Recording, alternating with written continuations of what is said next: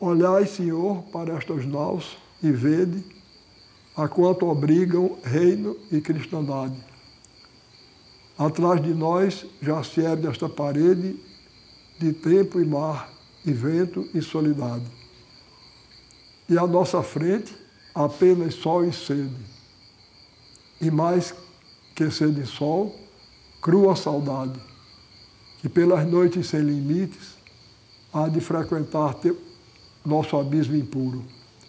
Sede, pois, tão piedoso e justo quanto deve ser um Deus para um rei e um soldado, que a proeza tamanha assim se atreve, só porque julga ser do vosso agrado. Mas não deixeis que eu volte sem vitória, que embora eu perca a vida, encontre a glória.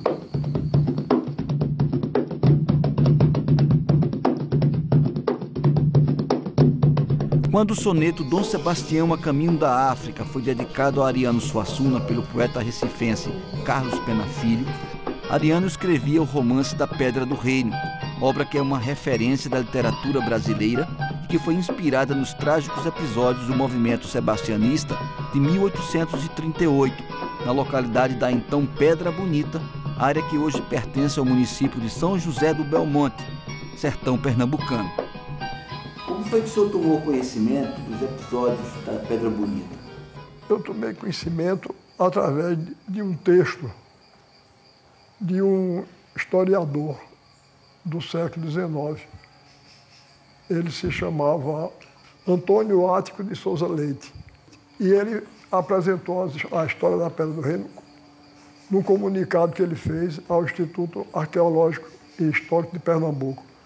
Aí, quando eu li essa história, eu fiquei encantado com a história lá, do jeito que ele apresentou. E depois um filho dele, que passou a morar no Rio, chamado Solidônio Leite, publicou uma separata com esse ensaio dele, com o prefácio de um grande crítico da época que se chamava Araripe Júnior. Eu fui a São José do Belmonte no momento em que a cidade registrava mais um aniversário da tragédia da Pedra Bonita, que depois do romance de Ariano passou a ser chamada Pedra do Reino. O médico Hernando Alves de Carvalho, que nasceu nesta cidade, é um estudioso dessa história.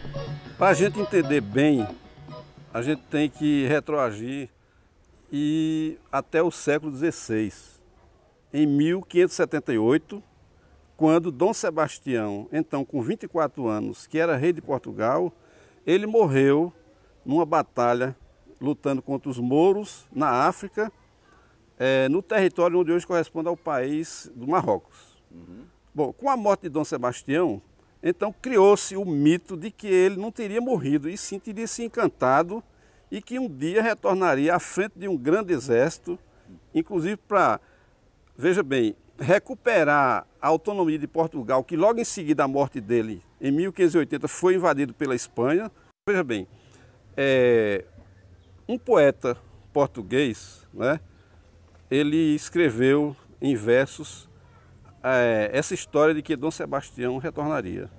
E essa história percorreu o mundo, né, e chegou às mãos aqui de uma pessoa aqui em Serra Talhada, que na época se chamava Vila Bela, e acreditando, né, naquelas previsões, começou a imaginar que Dom Sebastião desencantaria na Pedra Bonita. Ele fundou um arruado, se juntou com algumas pessoas, calcula-se que em torno de 300 a 400 pessoas viviam na época lá, e ele criou um reino, se dizia rei, usava uma coroa, entendeu?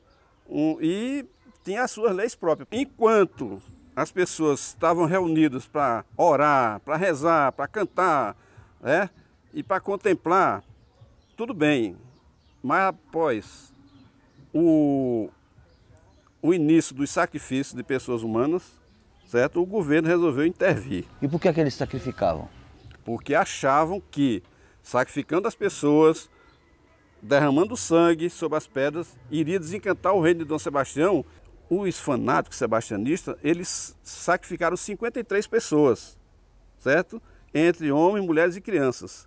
E depois, quando as forças policiais foram combatê-los, né, ainda morreram mais pessoas, então no total de 87 pessoas.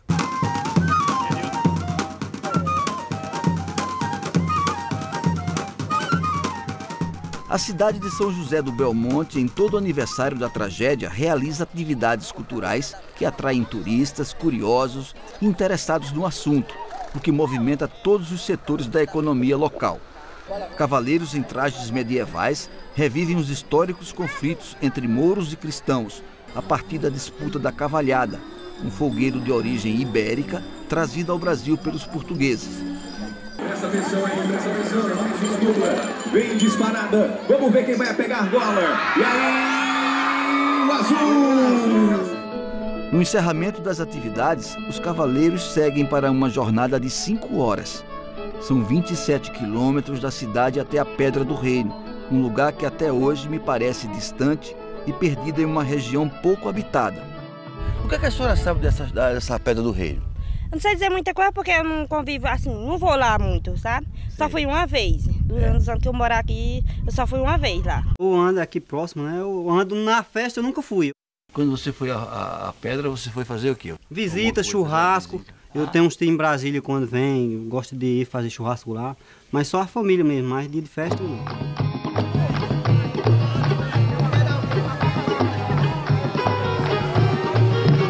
Como é que o senhor hoje interpreta esses fatos? Eu acho que o ser humano não muda. O que muda são as circunstâncias em torno dele. E, evidentemente, ele é afetado por sua realidade, não é? Ele é afetado por seu tempo e pelo lugar onde ele vive. Mas, na essência, no fundamental, o ser humano permanece o mesmo. Então, eu acho que aquela história da Pedra do Reino é uma história capaz de atingir todos os lugares do mundo e capaz de atingir todos os tempos que o mundo vem a viver. Porque ela toca num problema humano, que é esse desejo de se alçar acima de si mesmo, em busca de uma realidade maior do que a realidade que nos cerca. O sebastianismo vem daí.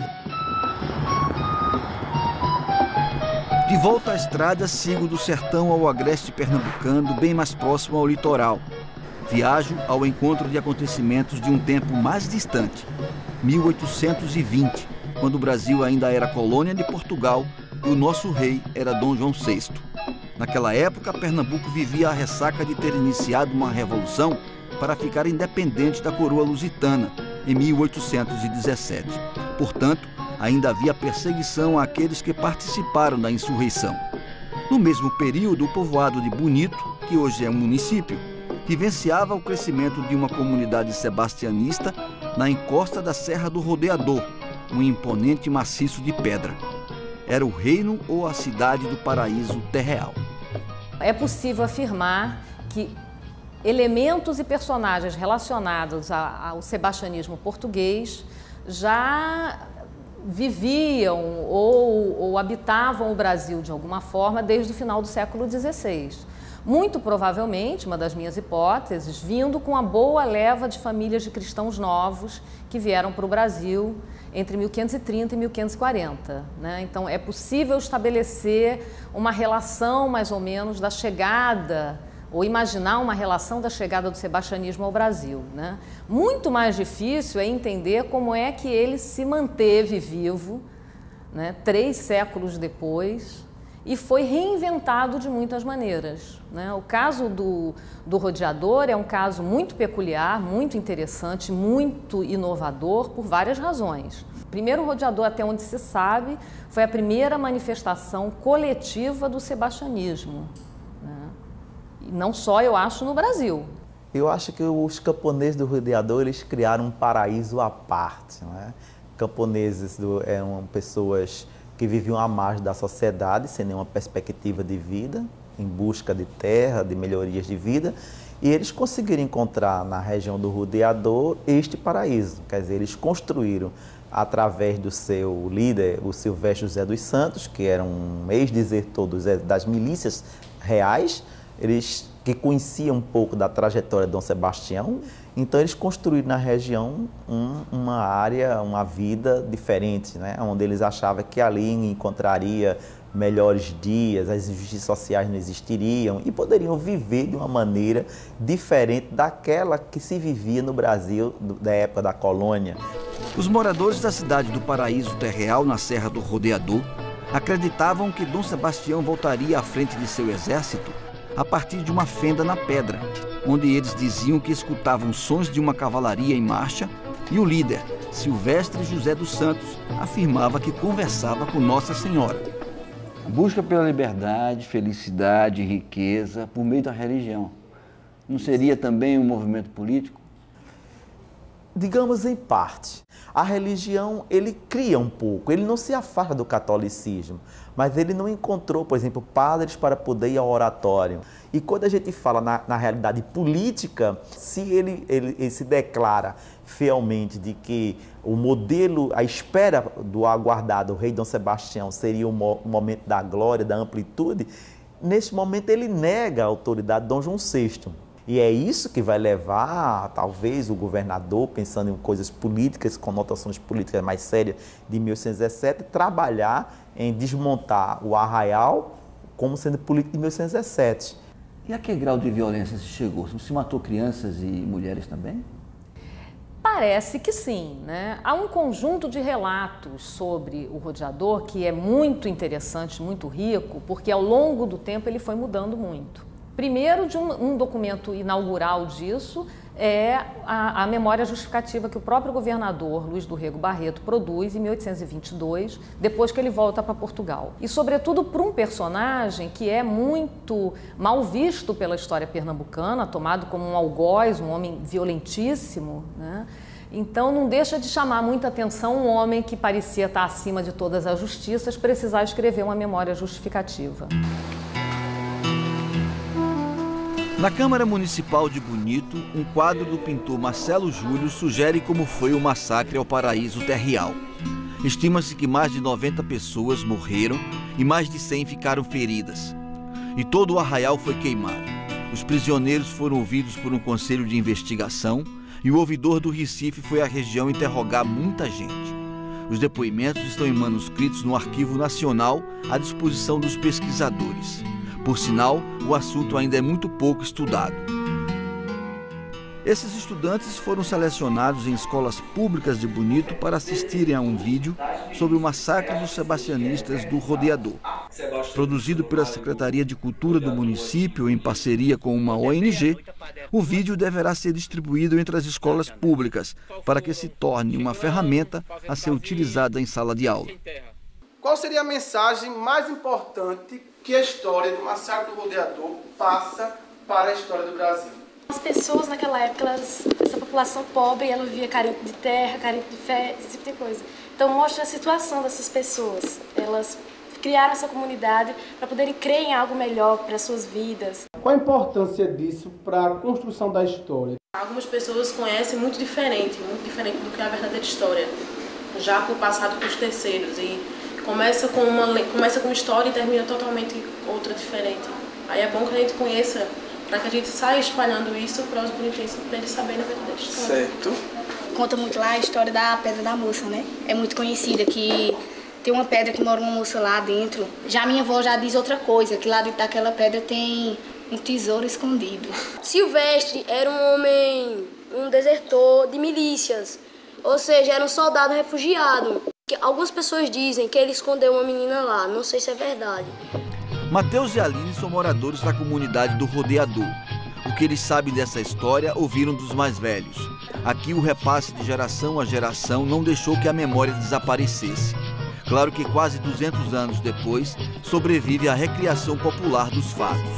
Eu ainda tenho conhecimento que os meus pais falavam, que os avós dele contavam, que ouvia um homem por nome de Sebastião, que vinha de Alagoa, né, com uma jovem, e escondendo ela em uma brecha de pedra que hoje se chama a Loca da Moça. E com isso aconteceu uma guerra por uns tempos, que houve muita morte. Tem um riacho que se chama ainda o Riacho do Sangue. O significado que eles contavam era porque existia uma ciumeira e eles falavam que era uma jovem encantada e precisava desencantar, e essa história por aí assim. No ideário desses movimentos sempre aparece, a gente percebe a luta pela terra, a luta pela igualdade social, a cidadania, enfim, que está na pauta ainda nos dias de hoje. O povo brasileiro ainda aguarda um Dom Sebastião ou já tomou o seu rumo? Eu acho que as duas coisas. Ele procura o Dom Sebastião e através dele o seu rumo. Você veja o seguinte, o Sebastião, inclusive o episódio da Pedra do Reino, você tem que ler com cuidado, porque só resta depoimento de gente contra. Eles omitem muitas coisas. Por exemplo, esse sentido social que havia. Isso é muito omitido. Araripe Júnior, é engraçado que ele não fala bem do movimento, não, mas ele diz, a gente vê perfeitamente que entre aqueles fanáticos havia um certo sonho pelo socialismo. Está vendo? Ele diz isso, sem simpatizar.